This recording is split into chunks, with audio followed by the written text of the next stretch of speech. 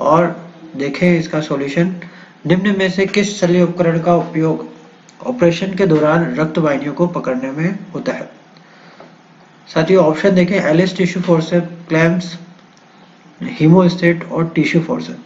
साथियों रक्त वाहिनियों को जो पकड़ा जाता है वो इसलिए पकड़ा जाता है ताकि क्लैम्प्स के द्वारा, या रक्त वाहिनियों को इसलिए पकड़ा जाता है ताकि उनसे जो होने वाला हेमरेजेस है उसको रोका जा सके, हेमरेजेस को चेक किया जा सके, इसलिए हीमोस्टेट्स का उपयोग किया जाता है रक्त वाहिनियों को पकड़ने के लिए। इनका आगे से जो सिरा होता है वो बिल्कुल मुड़ा हुआ होता है ताकि ये जो क्लैम्प्स के थ्रू या आगे से जो इनका सिरा जो होता है वो बिल्कुल मुड़ा हुआ रहता है और ये बिल्कुल पतली रक्त वाहिनियों को पकड़ने के काम में आ जाती है और जिससे क्या है, रक्त स्त्राव रुक जाता है। अगला प्रश्न हम देखें, गोर्डन एक्सटेंडर का उपयोग होता है कास्ट्रेशन में, मुंह की जांच करने में, फ्रैक्चर एवं डिसलोकेशन में और डिस्ट्रोकिया के दौरान। साथियों गोर्डन एक्सटेंडर का उपयोग जो होता है वो फ्रैक्चर और डिसलोकेशन के अंदर होता है। जब फ्रैक्चर कास्ट हम बांध रहे होते हैं तो उस समय जो बोन होती है उसको खींच के रखने का काम जो होता है वो गोर्डन एक्सटेंडर करता है। गोर्डन एक्सटेंडर से जो कि बोन्स एक दूसरे के ऊपर चढ़ जाती है तो उनको खींचकर अपनी सही पोजीशन पे लाने का काम गोर्डन एक्सटेंडर करता है। निम्न में से सिंथेटिक अब्जॉर्बल सूचर है। साथियों ऑप्शन पहले अगर हम देखते हैं निम्न में से सिंथेटिक ऑब्जर्वर सूचर का, तो इसके अंदर हम देखें तो पहला ऑप्शन हम देखते हैं विक्राइल, दूसरा ऑप्शन हम देखें पॉलीगैलेक्टिन 910, डेक्सोन, उपरोक्त सभी। साथियों यहाँ पर आपको मैं एक बात बताऊं कि विक्राइल और पॉलीगैलेक्टिन 910 ये दोनों सेम है, ये एक ही होते हैं और डेक्सोन भी जो है वो सिंथेटिक ऑब्जॉर्बल सूचर है, इसलिए आंसर होगा उपरोक्त सभी। ये सभी ऑब्जॉर्बेबल सिंथेटिक सूचर है। इसके अलावा अगला हम प्रश्न देखते हैं, उससे भी आपको कुछ चीजें क्लियर होगी। जैसे निम्न में से नॉन ऑब्जॉर्बेबल सूचर है, तो ऑप्शन देखें, कंगारू टेंडन, फेशियल आटा, कैटगट और अम्बिलिकल टेप। साथियों इसके अंदर आप देखें तो कंगारू टेंडन, फेशियल आटा और कैटगट ये सभी जो अगर हम देखें तो ये सभी अब्जॉर्बेबल है, जबकि अम्बिलिकल टेप जो है वो नॉन अब्जॉर्बेबल सूचर होता है। निम्न में से रेक्टल पोलैप्स होने पर कौन से सूचर लगाए जाते हैं? रेक्टल पोलैप्स होने के केस में हम देखते हैं कि जो प्रोलैप्स होने के कारण जो रेक्टम का हिस्सा है वो बाहर निकल जाता है और इसका प्रमुख कारण है कि रेक्टम का जो बाहर की पेशियां होती है या रेक्टम का जो मुंह होता है जिसे हम गुदादार कहते हैं उसका चौड़ा हो जाना होता है। ऐसे केस के अंदर जब किसी खुले हुए अंग के मुंह को बंद करना हो तो जो सूचर लगाए जाते हैं उन्हें हम पर्स स्ट्रिंग सूचर कहते हैं। तो इसका आंसर होगा पर्स स्ट्रिंग सूचर। जबकि हम जानते हैं कि लंबर्ट और कुशिंग सूचर जो है वो रूमेटोमी के केस में लगाए जाते हैं, जो कि एक प्रकार के इन्वर्टेड सूचर होते हैं। जबकि पर्स स्ट्रिंग सूचर जो होते हैं वो एक किसी खुले हुए अंग के अंदर होते हैं। मान लीजिए कोई खोखला अंग है तो उसके चारों तरफ इस तरह से लगाए जाते हैं, एक तरफ से शुरू करते हुए इस तरह से लगाए जाते हैं और सारे सूचर्स को खींच लिया जाता है जिससे उसका मुंह बंद हो जाए। ये इसी तरह के सूचर होते हैं जो कि पुराने जमाने के अंदर जो सिक्कों की थैली हुआ करती थी तो उसके जो चारों तरफ धागा होता था और उसको जब खींच लिया जाता था तो उसका मुंह बंद हो जाता था। ये उसी तरीके से काम करते हैं। अगला प्रश्न हम देखते हैं, निम्न में से स्थानीय निश्चेतक है। ऑप्शन देखें, कोकेन, लिग्नोकेन, एथिल क्लोराइड और प्रोक्सबिन। साथियों ये सभी स्थानीय निश्चेतक का कार्य करते हैं, इसलिए इसका आंसर होगा उपरोक्त सभी। अगला प्रश्न हम देखें, स्थानीय निश्चेतन का कार्यशील समय बढ़ाया जा सकता है।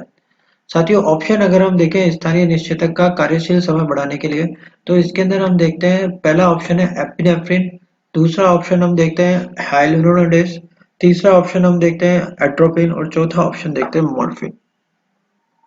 साथियों इसके अंदर आंसर होगा एपिनेफ्रिन। एपिनेफ्रिन जो होता है उससे समय बढ़ जाता है, जबकि हाइलुरोनिडेज से हम देखते हैं एरिया बढ़ता है। इसी स्थानीय निश्चेतक का जो एरिया होता है अगर उसे बढ़ाना है तो हाइलुरोनिडेज का उपयोग होगा और एपिनेफ्रिन से हम देखते हैं कि उसका समय बढ़ जाता है कि वो अधिक समय तक कार्य करता है। जबकि एट्रोपिन जो होता है वो प्री एनेस्थेटिक के रूप में काम लिया जाता है, जो कि बहुत बार आंखों की पुतलियों को चौड़ा करने के काम में, इसके अलावा शरीर की विभिन्न ग्रंथियों से होने वाले स्त्राव को रोकने का काम करता है, जैसे सलाइवा को रोकने का या फिर आमाशय से स्रावित या आंत्र से स्थापित विभिन्न प्रकार के एंजाइम्स या स्रावों इनको कम करने का काम करता है। न्यूरोलेप्टिक एनाल्जेसिक एजेंट है। साथियों बहुत इंपॉर्टेंट प्रश्न है, न्यूरोलेप्टिक एनाल्जेसिक एजेंट क्या है? ऑप्शन अगर हम देखें तो ड्रोपेरिडोल, फेंटानिल, उपरोक्त दोनों को साथ में दिया जाए या बार्बिट्यूरेट। साथियों उपरोक्त दोनों को साथ में जब दिया जाता है अर्थात ऑप्शन 3 जो है कि जब दोनों को साथ में दिया जाता है तो न्यूरोलेप्टिक एनाल्जेसिया उत्पन्न होता है और ये बिल्कुल सेफेस्ट प्रकार का एनाल्जेसिक है जो कि ड्रोपेरिडोल और फेंटानिल के रूप में दिया जाता है। निम्न में श्वसन के साथ में दिया जाने वाला निम्न में से कौन सा जो है श्वसन के साथ में दिया जाने वाला निश्चेतक नहीं है? साथियों जब भी आप एग्जाम में प्रश्न को पढ़ें तो बहुत अच्छे से पढ़ें। जिन प्रश्नों के अंदर नहीं है लिखा हुआ होता है उसे बहुत ध्यान से पढ़ें, क्योंकि हम जब नहीं है पढ़ना भूल जाते हैं तो बहुत सारे प्रश्न हम जल्दबाजी के अंदर गलत करते हैं। इसलिए मैंने बार बार पहले भी आपको बताया कि प्रश्न को एक बार हिंदी में पढ़ें, फिर उसके पश्चात प्रश्न को एक बार इंग्लिश में भी पढ़ लें। इससे क्या होगा कि आपको प्रश्न आसानी से समझ में आ जाएगा। प्रश्न एक बार समझ में आने के पश्चात आंसर करना बहुत सरल है, क्योंकि आपका पेपर बहुत सरल आएगा। तो ऑप्शन इसके अंदर हम देखते हैं प्रोपोफॉल, क्लोरोफॉर्म, नाइट्रस ऑक्साइड और ईथर। साथियों क्लोरोफॉर्म, ईथर, नाइट्रस ऑक्साइड ये सभी जो है श्वसन मार्ग के द्वारा सुंघा कर दिए जाते हैं, जबकि प्रोपोफॉल जो है वो इंजेक्शन के रूप में लगाया जाता है। निम्न में से सींग को निश्चेतन करने के लिए उपयोगी है। ऑप्शन देखें mental nerve block, cornual nerve block, cornual nerve block, frontal nerve block. साथियों इन सभी के अंदर हम देखें तो आंसर होगा cornual nerve block. Cornual nerve block का उपयोग निश्चेतन के अंदर किया जाता है सींग को हटाने के लिए। साथियों हॉर्नुअल नर्व ब्लॉक कुछ होता ही नहीं है, हॉर्न से बना दिया गया है इसलिए हॉर्नुअल बोला। मेंटल नर्व ब्लॉक जो होता है वो जीभ यानी टंग का अगर कोई ऑपरेशन अपन को करना है तो उसके लिए उपयोगी है। देखिए फ्रंटल नर्व ब्लॉक जो है वो ट्रिफाइनिंग करने के काम में आता है और इसका उपयोग भी अलग चीजों के अंदर होता है, लेकिन इसका आंसर होगा सींग को निश्चेतन करने के लिए उपयोगी। अगला प्रश्न हम देखें निम्न में से सुमेलित नहीं है। अगेन देखें ये नहीं पूछा है कि निम्न में से सुमेलित नहीं है और ये कैटल के अंदर पूछा जा रहा है। तो ऑप्शन अगर हम देखते हैं पहला option caudal epidural anaesthesia, last sacral और फर्स्ट कॉक्सियल वर्टिब्रा के बीच में, और lumbar sacral epidural anaesthesia last lumbar और फर्स्ट सैक्रल के बीच में। लंबार सेगमेंटल एपिड्यूरल एनेस्थीसिया किसके बीच में होगा? L1 एंड L2 वर्टिब्रा के बीच में। और उपरोक्त सभी सही है। साथियों ये सभी सही दिए गए हैं इसलिए उपरोक्त सभी सही होगा। आप अच्छे से समझ लें कि कॉडल एपिड्यूरल एनेस्थीसिया क्या होता है कि जब हमको पूंछ काटनी होती है तो यहाँ पर क्या करते हैं कि जो अंतिम सेक्रल और कॉक्सिजल, कॉक्सिजल तो बहुत सारी वर्टिब्रास एक साथ होती है, और अंतिम जो सेक्रल वर्टिब्रा होती है उसके बीच में क्या है कि हम इंजेक्शन लगाते हैं और इससे हम इलाज करते हैं। तो ये हम देखते हैं प्रोलैप्स के केस में भी उपयोगी है, या जब हम इलाज कर रहे होते हैं पूंछ काटना होता है तो उस केस में ये कॉडल एपिड्यूरल एनेस्थीसिया लगाते हैं। इसी से लंबो सेक्रल है तो ये इसके अंदर लास्ट लंबर का जो अंतिम है और सेक्रल का जो है सबसे जो अंतिम लंबर और सेक्रल ये भी जो है पश्च भाग को एनेस्थीसिया करने के काम में आता है। फिर लंबर सेगमेंटल एपिड्यूरल एनेस्थीसिया जो है वो L1 और L2 वर्टिब्रा के बीच में लगाया जाता है, पहली और दूसरी L1, इसलिए ये सभी उपरोक्त सही है। अगला प्रश्न हम देखें धार वाले उपकरण एंडोस्कोपिक बल्ब, कैथेटर इत्यादि का निर्जमीकरण किया जाता है। ऑप्शन अगर हम देखें तो पहला ऑप्शन है फॉर्मेलिन, क्लोरोक्सिनॉल, ड्राई हीट और मॉइस्ट हीट। अब चूंकि यहाँ धार वाले उपकरण की बात की जा रही है तो ऐसे उपकरणों को अगर किस मेथड से किया जाए ताकि उनकी जो है कि उनकी जो धार है वो खराब ना हो। इसके अलावा अन्य जो चीजें हैं वो एंडोस्कोपिक बल्ब और कैथेटर। साथियों एंडोस्कोपिक बल्ब और कैथेटर जो हैं इनको अगर हम देखें तो ये क्या है ड्राई हीट से ये खराब हो जाएंगे, बल्ब खराब हो जाएंगे और इनकी धार पर भी फर्क पड़ेगा। मॉइस्ट हीट होने पर तो ये पक्का ही खराब हो जाएंगे, क्योंकि मॉइस्ट हीट से इनके अंदर जो है इनका जो लोहा है वो खराब हो सकता है, या जो जिससे ये उपकरण से बने हैं उसके अंदर खाट भी आ सकती है।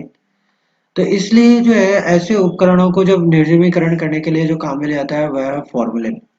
आगे हम देखें ऑटोक्लेव में तापमान, दाब व समय का मान होता है जिससे कि उपकरणों का निर्जमीकरण हो जाए।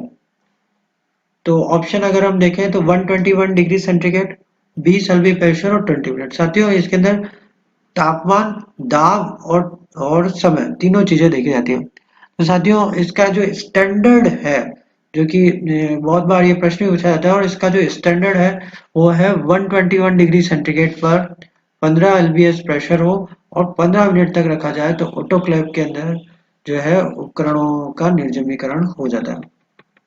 अगला हम प्रश्न देखें, कंटामिनेटेड वुंड के लिए सत्य कथन है 6 से 8 घंटे से अधिक पुराना होता है, 6 से 8 घंटे से कम पुराना होता है, सूजन की प्रक्रिया की शुरुआत नहीं होती, और चौथा ऑप्शन है उपरोक्त 2 व 3 दोनों। साथियों कंटामिनेटेड वुंड के लिए ये जरूरी है, या जो इसके अंदर शर्तें दी गई है तो वो है उपरोक्त दोनों, 2 व 3 दोनों, जिसके अंदर 6 से 8 घंटे से ये पुराना नहीं होना चाहिए और सूजन की प्रक्रिया की शुरुआत नहीं होनी चाहिए, तभी हम उसे कंटामिनेटेड वुंड कहते हैं। A fragment of bone at the site of muscle insertion is detached due to the forceful contraction. Fracture is known as। साथियों इसका हिंदी में मैं आपको अर्थ बताऊं कि ऐसा फ्रैक्चर जिसके अंदर जो कोई हड्डी है वो किसी एक बोन से जुड़, वो कोई हड्डी का जो कोई टुकड़ा है वो किसी हड्डी से टूट के अलग हो जाता है जब किसी मसल्स का इंसर्शन उस बोन पर हो रहा होता है और वो फोर्सफुली वो उससे अलग हो जाता है। तो इसके आंसर ऑप्शन देखें, impacted wood, avulsion wood, comminuted wood और articular fracture. Impacted fracture, avulsion fracture, comminuted fracture और आर्टिकुलर फ्रैक्चर। आंसर इसका होगा एवल्जन। साथियों होता क्या है इसके अंदर, मान लीजिए कोई एक बोन है, वो इस तरह से है और उसके किसी भाग से मसल्स अटैच है। जैसे अपन जानते हैं कि मसल्स अटैच रहती है, वो उसके किसी भाग से मसल्स अटैच रहती है क्योंकि मसल्स ही वो उसको मूवमेंट कराती है। और वो क्या करती है कि किसी फोर्सफुल कॉन्ट्रेक्शन की वजह से, मान लीजिए ये हड्डी का जो ये वाला भाग है, जो इसका हेड है, ये टूट के अलग हो जाए और हड्डी इस तरीके से हो जाए मान लीजिए, और हड्डी का ये भाग अलग हो जाए टूट के और हड्डी इस तरह से हो जाए और ये भाग जो है उसका टूट के अलग हो गया है जिससे कि मसल्स जुड़ी हुई थी। तो इस प्रकार के जो फ्रैक्चर को हम कहेंगे वो कहलाएगा एवल्जन। निम्न में से क्या फ्रैक्चर इमोबिलाइजेशन में उपयोगी है? Plaster cast, modified Thomas splint, intramedullary pin और ऑल। साथियों ये सभी उपयोगी है। फ्रैक्चर इमोबिलाइजेशन का मतलब होता है कि फ्रैक्चर का अर्थ होता है कि दो हड्डियों का या किसी हड्डी का टूट जाना। हड्डी के टूट जाने के बाद उन दोनों हड्डियों को पास में लाकर इमोबिलाइज कर दिया जाता है ताकि उनके अंदर कोई मूवमेंट ना हो। तो हम देखते हैं कि बहुत बार हम प्लास्टर कास्ट बांधते हैं अर्थात चूने का लेप करते हैं। मॉडिफाइड थॉमस स्प्लिंट जो होती है वो स्प्लिंट लगाई जाती है जिसके द्वारा क्या होता है कि हड्डी एक दूसरे से मूवमेंट ना करे, और इसके अलावा इंट्रामेडुलरी पिन भी डाली जाती है जिससे क्या है कि दो हड्डी के बीच के अंदर हम देखते हैं दो हड्डियां, मान लीजिए ये ब्रेक हो गई तो बीच में पिन डाल दी जाती है, इस तरह से स्प्लिंट लगा दी जाती है। ये चारों तरफ पट्टियां लगाना, स्प्लिंट लगाना था। और प्लास्टर कास्ट तो हम जानते हैं कि कपचे बांधकर हम चूना लेप कर देते हैं जिससे वो टाइट हो जाता है। अगला प्रश्न हम देखिए, duration of oestrus cycle in which. साथियों ये प्रश्न भी बहुत बार पूछा गया है। तो ये है ऑप्शन देखें इसके, 6 से 7 महीने, 6 से 7 सप्ताह, 6 से 7 दिन और नन ऑफ द अबव। साथियों ईस्ट्रस साइकिल जो बिच की होती है वो बहुत लंबी होती है और 6 से 7 महीने चलती है। उनके अंदर जो डायस्ट्रस पीरियड होता है वो बहुत लंबा होता है। सुअर का गर्भकाल होता है 100 दिन, 145 दिन, 115 दिन और 153 दिन। साथियों सुअर का गर्भकाल जो होता है वो 115 दिन होता है। ठीक है, आप इसको इस तरह से भी याद करते हैं कि 3 महीना 3 सप्ताह, 3 महीना 3 सप्ताह की तरह याद कर सकते हैं और 3 दिन बोल सकते हैं। तो लगभग ये 115 के लगभग हो जाता है, तो उस तरीके से भी आप इसको याद रखें। गाय में गर्भाशय का इन्वोल्यूशन पीरियड होता है। साथियों इन्वोल्यूशन पीरियड और सर्विस पीरियड से आप कभी कंफ्यूज ना हो। इन्वोल्यूशन पीरियड वह पीरियड है जो इसमें गर्भाशय संकुचित होकर नॉर्मल हो जाता है, तो यह होता है 25 से 30 दिन। और एक होता है postpartum breeding interval. Postpartum breeding interval जो होता है वो वापस जानवर कब हीट पे आता है, तो इन्वोल्यूशन होने के लगभग 1 साइकिल और चल जाती है, अर्थात 50 से 60 दिन पश्चात वापस जानवर हीट पे आता है, जिसे हम पोस्टमार्टम ब्रीडिंग इंटरवल कहते हैं।